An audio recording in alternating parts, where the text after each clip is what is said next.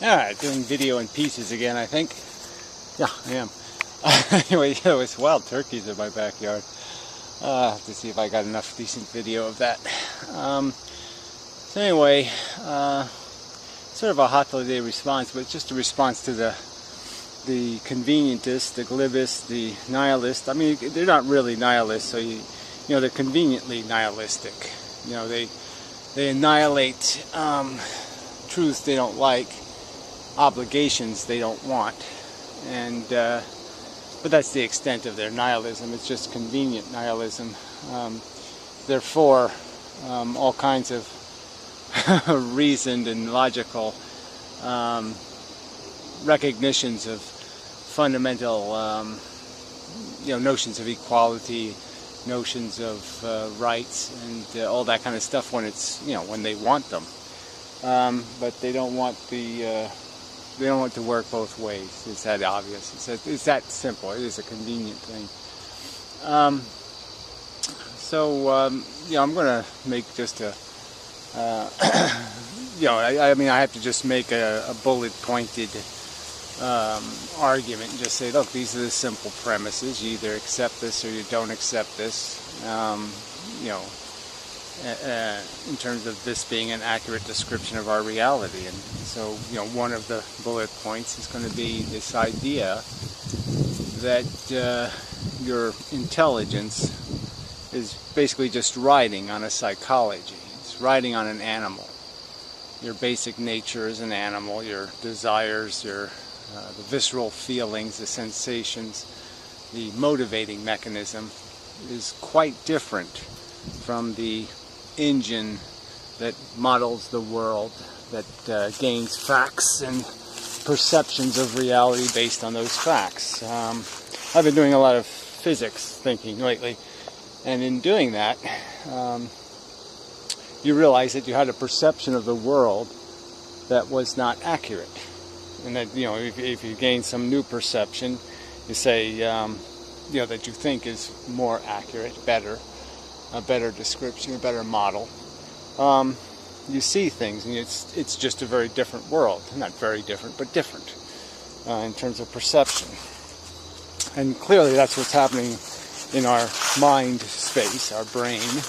We're capable of gaining knowledge of the world and how it works, what relationships to the other people, the other organisms, and we're able to understand the dynamics of those relationships, the meaning of those relationships, and it's in this context of this intelligence being better than the visceral animal. The visceral animal just wants and takes, and the visceral animal is what's the word? The objectifying.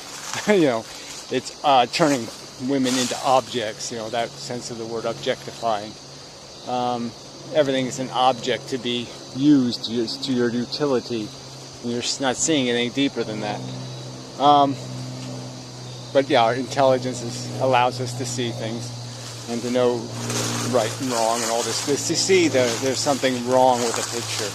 We can see the flaw in it. It's like those, an intelligence test. They often have images with something wrong in them, something broken, something out of place. And, it's a measure of intelligence to be able to recognize when something's wrong and it's out of place and it's inconsistent and it's a hypocrisy or a duplicity. And anyway, the point I wanted to get to is just that one of these bullet points will be this idea that our intelligence, our modeling brain that can understand, is just a passenger on an animal. I mean, you can call them both you, you can see it that way, but I would argue or suggest that it's more constructive not to see it that way. Just to see that your brain is just riding on a self-interested monkey, and the best of your knowledge is, different than the generic, samey kind of nature of the basic animal you're riding on, the need machine. So anyway, It's going to be a weird day, so I'll be back. Alright, bullet point 2, I think maybe will be the idea that there's some things we can only gain knowledge of by experiencing them. Sentience, for example. You couldn't explain it to something that never felt it. You can't explain a feeling to something that can't feel. You can only gain knowledge of the qualitative nature of sensations through experiencing them. It'd be very hard to put into words, to explain it. Somewhat like our other senses, even. Something that never had vision. You could explain kind of, well, yeah, I can see the stuff you have to bang into. I can see it out in the future. I can see it out there before it gets to me or before I get to it. And you could kind of maybe get some feel for it. But a feeling would be really hard to describe to something that never had one. So it's only through a personal experience that you can gain knowledge of it. It's just not as abstractable or as modelable or as comparable to something else. Like you can always compare a tree to some other kind of plant. But you can compare the hardness of the wood to a rock or some other thing. It's more easily metaphored into things that somebody might have some knowledge of. It has a simplicity too that just makes it easier to describe. You could just describe the nature of its chemistry, its physicalness, where obviously the stuff going on inside of our brains, inside of our consciousnesses, it's a little bit too complicated to explain dynamically. It's just a process. You have to explain it as an effect.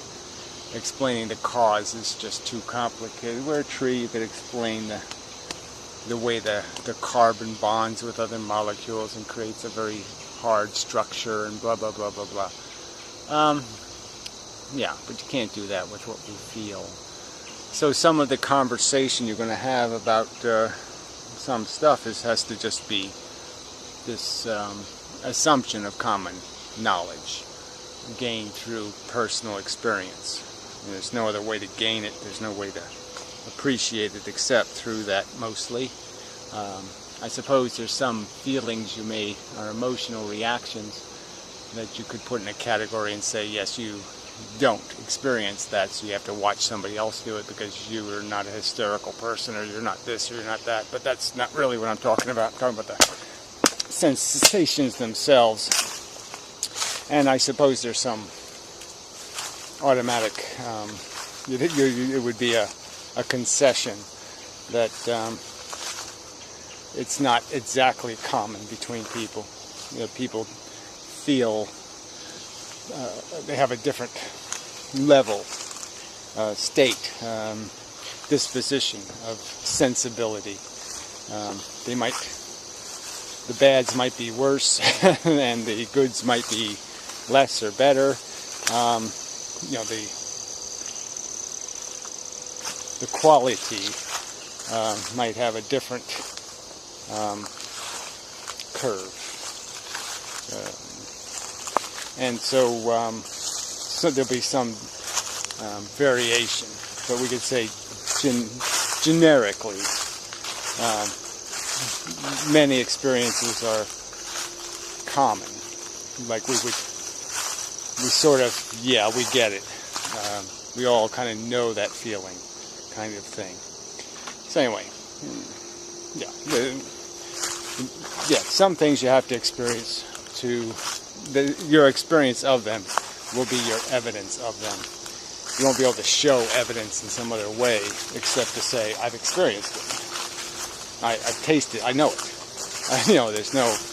I can't give you any other evidence of its reality than to testify to the fact that that's what my brain is doing and that's what it's producing. Something like that. Alright. The third thing, I guess I'll say it's the third, what the hell? Declarative statement. So I think we can say there should be common agreement anyway, that there are states of sensation, states of being that are profoundly horrible. If they're maintained for any period of time, it's this torturous, awful, horrible, not good at all. We can, I really don't want to get into this, describe the horror thing, but, getting just burned badly, for first-degree burns and all that kind of stuff, and just very horrible, protracted pain.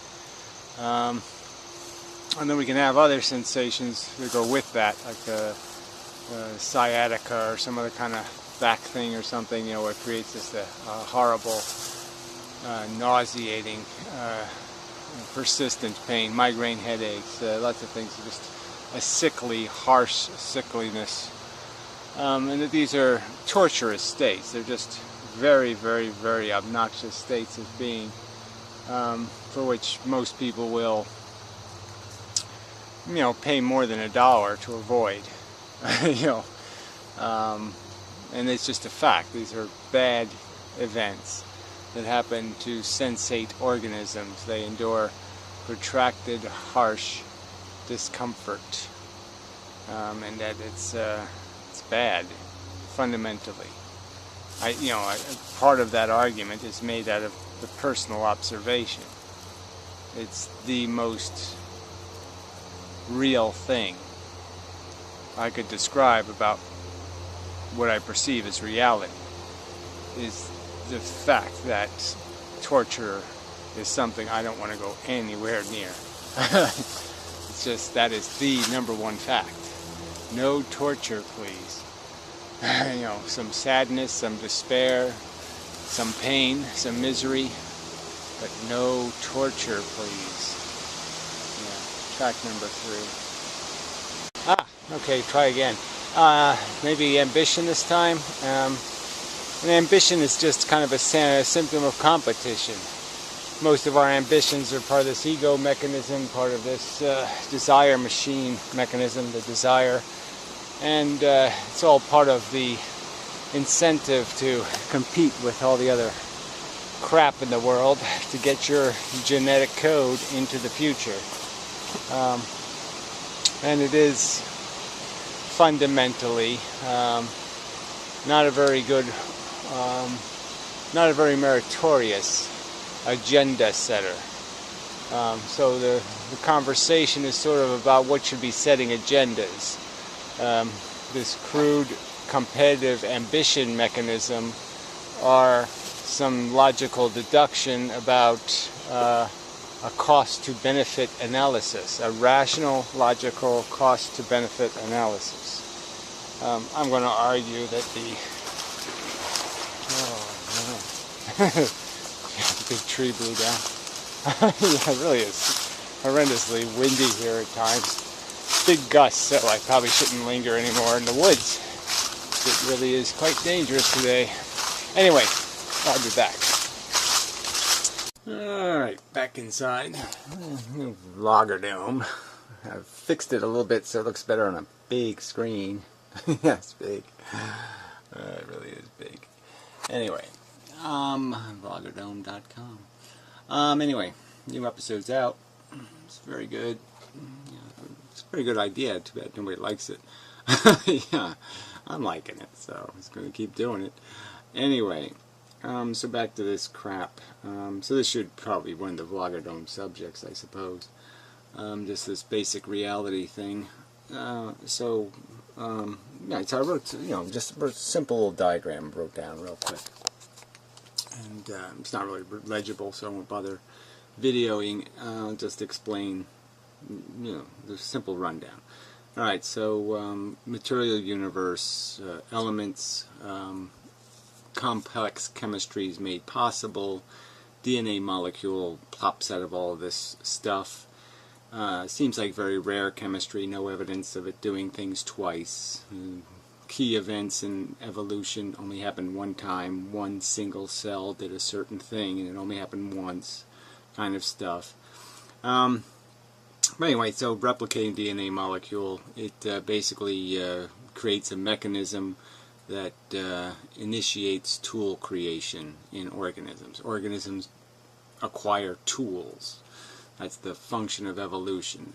Tools in a competition defined by survival, where you send a million things out there to do something, and if the one that comes back replicates, kind of an idea. And literally, the number million to one isn't completely outside the bounds of what goes on in nature. Some of the numbers are that obscene in terms of the amount of spawn successfully reaching maturation. 1 in a million. Realistic, real numbers as possibilities. Anyway, so the tools are created, and so there becomes this hardware thing where it's good to have hardware, but also the tool can be in behavior. So there's two elements to your toolkit. Enabledness is your physical body and what it's made to do, what it can do, acid for blood and such, and the idea of behavior is another weapon in the contest. So you have two elements. You have the sword, and you have the mind, or the experience of the thing wielding the sword, so to speak. So there's two things created through this mechanism of competition. Is an agenda engine and a scheming engine, to put it simply. And the agenda engine was needed, the feeling engine, because it had to make the problems of life real. It's a way of making the fact that it would be conducive to survival for toolkit-enabled gladiators to have a mechanism that made it unavoidable for them to do the right thing for their survival. Something that made the problems of survival obvious, made them unavoidable, made them visceral. And so feelings happen. This agenda thing, the thing where you don't feel good, you don't feel right, you have a creepy feeling, or you have some other feeling that is disturbing, or you have a feeling of attraction and compelling incentive, where you won't feel right until you get that thing you need, or the thing that's the thing you want. And the other side is this thinking thing. So you have the feeling thing, and then you have this thinking thing that does the strategizing for how to wield the sword, how to play with the hardware in such a way as to reliably and harmlessly satisfy the conditions. Satisfy either getting rid of the repulsive feeling, getting away from the bad smell, or getting the white women. Satisfying the hungers, the desires. So really it's just one part of your brain makes the problem, in the sense that it identifies a problem in the world, it sees it, so to speak. Your visceral body reflexively reacts, and many of these things like hunger are reflexes. You smell the bread cooking, it incites hunger. You see the miniskirt, it incites, these are reflexes that create a condition and create a problem of feelings that need resolution, and then your scheming brain is essentially designed to fix them. So anyway, the simple argument being made here is that through being alive and sensate, I have experienced these different kinds of qualitative states, these horrible, awful, suffering states, and these pleasurable states, and I'm quite certain through experience, of the value of these negative states. That these negative states I wouldn't wish them on a dog, I wouldn't wish them on a tree, I wouldn't wish it on a rock, I wouldn't wish it on any harmless thing in the universe would I wish repulsive, nasty, painful, unpleasant sensation. It's an obnoxiously horrible thing. And I've drawn the simple conclusion that, the other sentient animals are like me, process of evolution. There's no mystery how we got here. There's no real rational debate about them not being real and any of that. It's just not a reasonable argument to make. It's the evidence is clear that there's no reason to doubt the legitimacy of their substance. The fact that I'm even having to say this almost seems imbecilic, that I would have to even explain that there's really no reason to have a conversation about the possibility that I don't exist and I'm a figment of your imagination. I mean, isn't that a waste of our time? I certainly think it is. Something called a philosopher is going to waste time doing that, and yeah, I think they're insane. There's no sane or reasonable reason to doubt that my origin isn't any different than anybody else's origin, and if they're fake, I'm fake, and if we're what fake is, it really doesn't. The word fake doesn't mean anything anymore because we're pretty fucking real. So it really just doesn't matter. The fact is I've experienced these sensations. I know they're bad. I'm confident they're bad. And I know by just logical deduction that other sensate beings, when they have those feelings, are experiencing something bad. It isn't bad just when it's in my brain. It's bad no matter what brain it's in, no matter what thing is experiencing it. If we could make a computer feel pain, it would be meaningful. Pain is the thing. Pain is the suffering, repulsion, obnoxious sensation, however you want to describe those nuances of tedium and irritation, the grating on the organ, the negative rub. I don't know, there's so many ways you could say it. Suffering. It seems to me a totally appropriate word to use, but apparently that's not even common enough language. But anyway, it just seems, not complicated. So the game is about this suffering thing. You can't win the game by causing suffering in other sentient beings. It's the same thing as if it's your own. So if I wouldn't endure the penalty I'm imposing on somebody else through some activity, then the activity is wrong. It's deducible and obvious.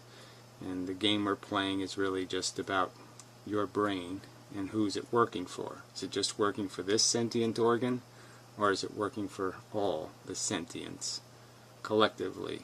They all have the same value. Their welfare is equally important.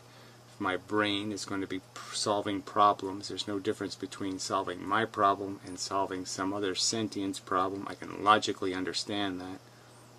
It's the same gain.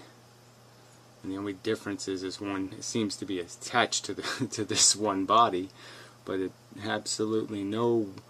absolutely nothing preventing my intelligence from working on somebody else's problem. Nothing to stop me. And every rational and logical reason for me to see purpose and productivity in that. Just as much productivity as achieving my own comfort is in achieving somebody else's comfort. It's just an equal sign that's logically solid. It's an equal sign that's logically solid. There's absolutely no rational way to conform an argument saying the welfare of the other humans is not as important as my welfare. I just don't think you can compose a defensible statement explaining how their suffering doesn't matter and my suffering does matter. And I know mine matters. So the argument can't be that mine doesn't matter. So you're not going to convince me that my suffering doesn't matter. And that's essentially what Hofladay is arguing. He's arguing that he thinks it's doubtful whether my suffering means anything. Because that's the only way you can make any logical sense out of it. So anyway, yeah, probably enough. I think I'll read some comments. So I have to go to the other computer, I believe. I'm looking at this big screen. Anyway, so that's what I'll do. Go to the other computer to read the comments. Because, they're just... There's no substance in the comments, but I just figure it's... there's a ton of comments on this video. Not a ton, but I mean, the usual show up, right? The usual people who need to rag. Why isn't this working? Oh, all comments. You gotta hit that button, idiot.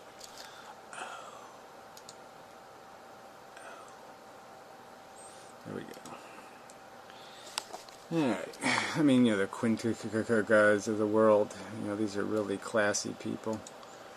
Yeah. Horror, the horror, the horror, the horror, the horror, the horror. Yeah, it's funny. Hotline doesn't really respond to comments much either. I mean, I certainly don't. Some of these people, they post more than one comment, which is also always annoying. Hey, Hotline, I want to see you and Anaconabot do a hangout on this topic. Yeah, I think Anaconabot is going to get bored with Hotline in about 3 minutes. Yeah, sorry, no chance.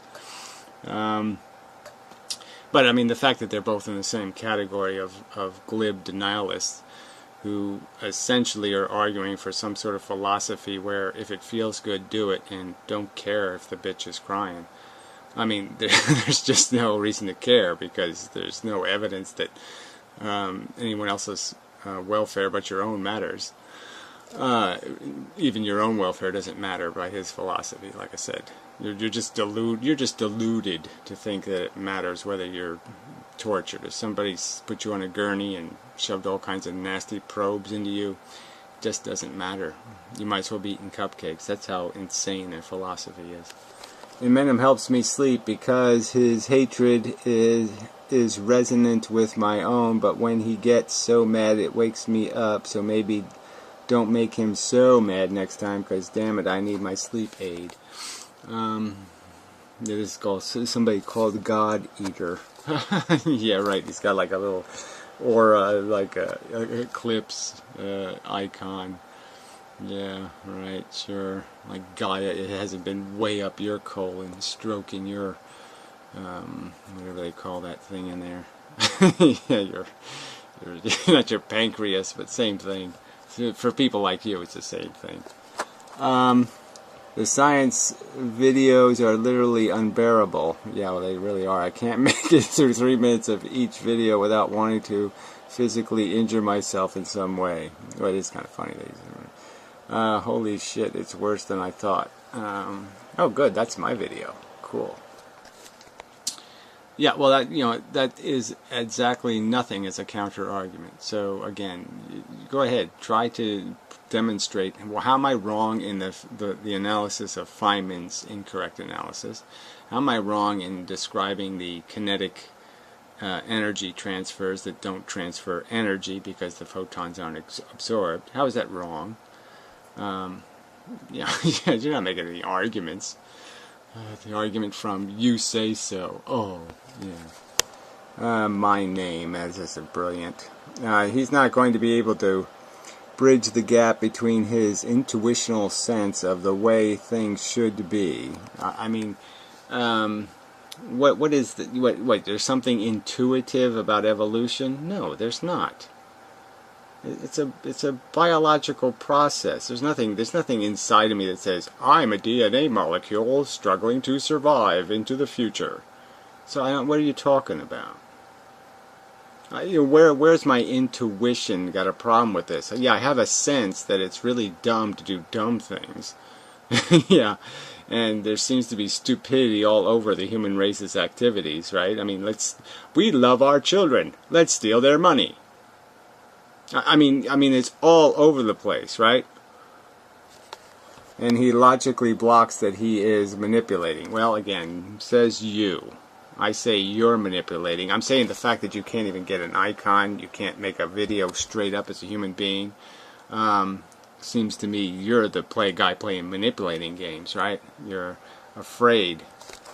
There's going to be a barrier to forming effective communication insofar as he thinks his intuition should fundamentally be everybody's intuition. Well, again, that's not true at all. I'm saying that I think everybody's fundamental nature is to recognize the fact that they have sensations and they come in two qualitative varieties, bad and good, and that we can tell the difference between those things, and we know that we can logically deduce that my good feelings aren't better than somebody else's good feelings, and my bad feelings aren't more important than somebody else's bad feelings. It's not that complicated.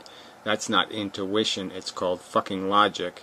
And for you to insult it by calling it intuition is just idiotic. I mean, the fact that we can philosophically disagree, but let's understand that we have to disagree about something that's being acknowledged. If you're going to say that it's okay to have nuclear power plants because you don't consider victims meaningful. Well then sure, yeah, we're not going to be able to have a conversation about nuclear power plants, are we? If you're going to say that I'm not going to pay any attention to rational cost-benefit analysis, well then yes, there's no conversation that can be had. So obviously I can't have a conversation with somebody who doesn't concede to the most important value thing in the universe. He thinks gold is worth more, that has more legitimate value than a injured animal. He just got hit by a car suffering on the side of the road. He thinks that a lump of gold is more really valued, because it's valued by humans, than the organism suffering on the side of the road. I mean, how can I possibly have a conversation about anything meaningful in the universe if somebody can't understand what meaningful is? In the generation of a viewpoint and to think logically, we must form assumptions. I don't know. We must? I mean, short of assuming fairy tales aren't true, I don't think we have to do that. I think there's a ton of evidence demonstrating exactly what we are. We really don't have to assume very much, and we personally experience the consciousness, so there's no assumptions based in on that. So the only thing you're saying that we must assume is that we're not part of some laboratory experiment in the superverse, where we're just like a high school experiment. Or, we could just make up fables. We could talk about gingerbread universes, and then we could talk about, universes made out of tofu. We could just make up shit and call those, forming assumptions is that we discount stuff that was just completely made up. So yeah, I guess that would be the one assumption we have to form is, if you completely just made up a theory, okay, out of complete and absolute bullshit, we'll assume it's crap. And these assumptions can give others a sense of who we are as individuals. Well, again, what assumption? Where's the assumption in the fact that I arrive on Earth and I realize that, certain things feel certain ways, and I can certainly, it occurs to me very quickly that I wouldn't want knives stuck in certain places. I wouldn't want even something even dull, put certain places, and it just becomes all quite obvious. So I'm just saying, what assumption is built into that? I personally experience it's not assumptions, it's fucking goddamn evidence. He has said some venomous things in the past, so read more. I don't really know. It's not surprising that people bite back. Well, again, they're not biting back, they're spitting. And again, who spits first? So again, just keep making excuses for other people's gameplay with rhetoric. The guy's a compulsive, talks about other people being afoul of something, or their transgressions against, and their blah blah blah. And so he can say it because he says it in his little pussy language. It's okay, but if you just say it a little clearer and harder, it's not okay. And again, understand the context of this conversation. It's essentially a conversation with some ignorant fuck 200 years ago about slavery. I'm having a conversation with some moron who's going to defend slavery. You don't think people should have been a little emotional about some things once in a while? Yeah, I think they should be a little emotional. He has a tendency to turn philosophical debate into psychological brawl. Well, again, there's psychology to the fact that we're invested in our lives, and invested certainly as sentient beings. We can't avoid having some emotional stakes. So I'm just saying, if you can't give a shit, okay, about fighting people who will glibly say it's okay to run animals over, it's okay to torture them in farms, it's okay to create all kinds of victims as long as you benefit, as long as it's their problem, not your problem, it's okay. I mean, you just have to call them something, okay, and then you don't have to consider them. That's Kantian philosophy. Right? Just be a bigot and you win. So just put everybody on the list of they're too stupid, right? Women, anything you want, put them on the list of they're too stupid, and now you can do whatever the fuck you want to them. And that's called ethics. I call that bigotry, and I call it ignorant. Which is why I have a tendency not to watch videos related to his debates. Well, that's your loss, douchebag. Yeah, what can I say? That should probably be your name, douchebag. Anyway, dew in the morning. Be careful. Your sober and indefatigable discussion of Inmendham's pseudo-philosophical pronouncements infuriate him greatly. So again, she's talking psychology, and this woman's got to be the most batshit insane, psychological basket case on YouTube, and may bring about another stroke on him. I had the stroke before I ever got on YouTube, but whatever. Smiley face. Anyway, Inmendham makes himself a hero, saying he has put a note warning that there is dog poo on stairs, but everybody remembers he is against Band-Aid. Again, the question is whether you're going to spend real resources, right?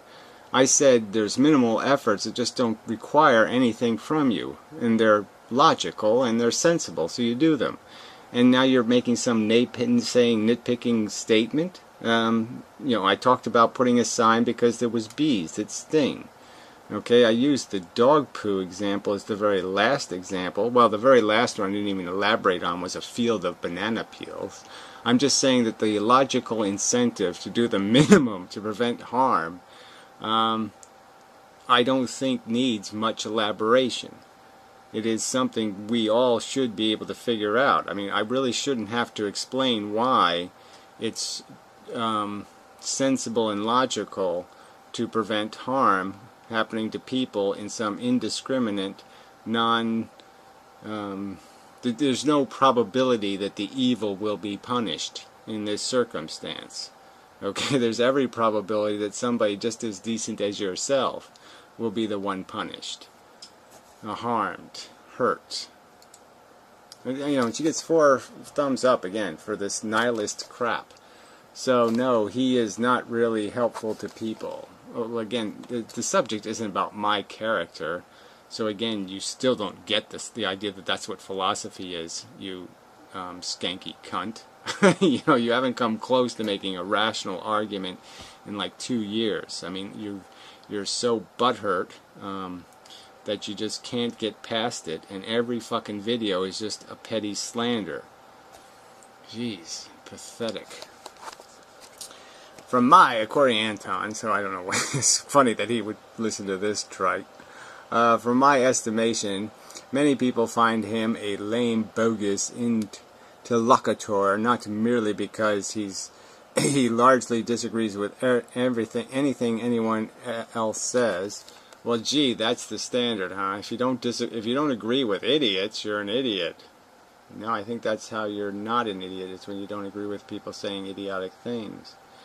So I guess I wasn't lame and bogus though when we interlocutored.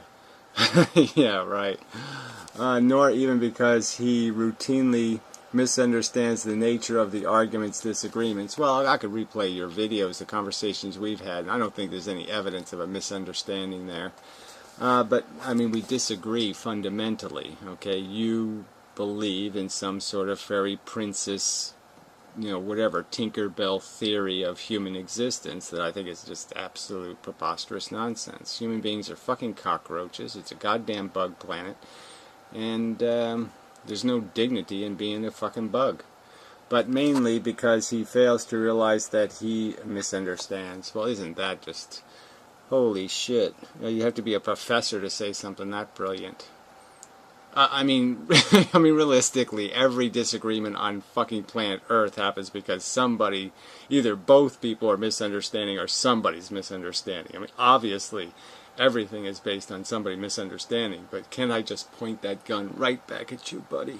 I mean, it's just too stupid an argument to make because you can point that gun at every single person in an argument. Just say, they don't understand.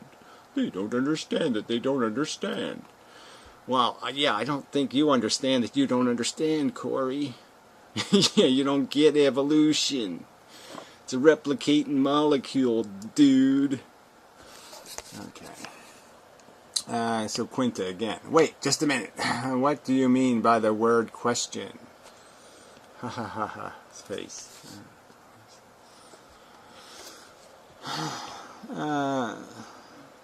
So the Stephen Brown comments are missing, so he must have deleted them. The point is that LRTD's bad pen is only bad because he deems it so. So again, something that causes harm isn't bad. A rapist isn't bad. He's only bad if we say so. There's nothing intrinsically bad in the common rapist equation where woman is beat up, maybe even defecated on, physically maybe and emotionally ruined for life, so a guy can shoot his jizzy stuff one time. And that somehow is doubted. There's some sort of, we just deem it so. Yeah, it's not bad in and of itself. It's not fundamentally, factually bad. No, that's just some arbitrary definition we've applied to the circumstance. I mean, this is where this crap goes, this nihilists. These are these are just selfish, egomaniacal, crazy fucks, and you can see it in his own image. He's some sort of whatever Darth Vader want to be. So anyway, I guess this is more than enough now. But yeah, a pathetic crew of petty losers. Like I said, I'm sort of, when you really look at the quality of these people, the fact that Corey would put his comment in among these psychopaths, and they really are psychopaths, is, I question that. Maybe Corey's got some issues. Something going on there. I mean, why would he show up? Would he show up for a petty parade? This is just petty. And Holliday's video was just awful. So yeah, I do suggest anybody watch this video. It's just an insanely pathetic video, right? Especially in the context of all these complaints, right? Because there was sentences where he didn't let me get 3 words, say 3 fucking words in the video without him interrupting. Started about 5 minutes. It was just amazing. And you talk about misunderstanding. Oof. I mean, he ends by talking about the game thing. I've used the word game to describe life, the game of life. And then he was using the word game is in that he was calling it the philosopher's game. Like we're just contriving a bunch of, politically correct gaming, a philosophy.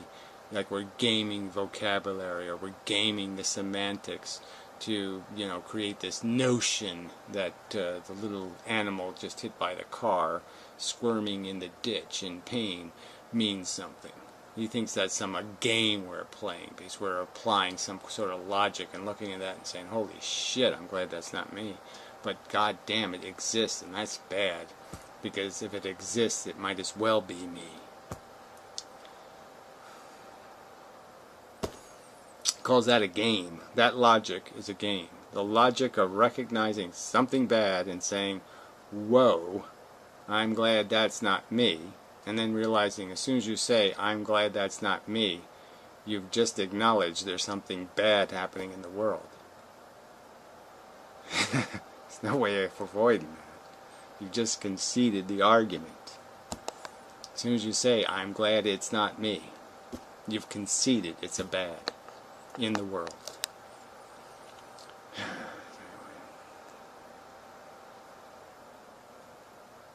I mean, I hate that this is this level of, this is, like I said, if I was having this conversation with a group of 10-year-olds, they could get this, no problem. I mean, I would not have to explain to a 10-year-old. Even the bastard 10-year-olds, even the nastiest little, selfishest little cunt 10-year-olds could get this. They've conceded. Even if they didn't want to concede, they would concede. Okay, I guess my sister does have feelings. Yeah, I'm sure they could figure it out. But these fuckers? No.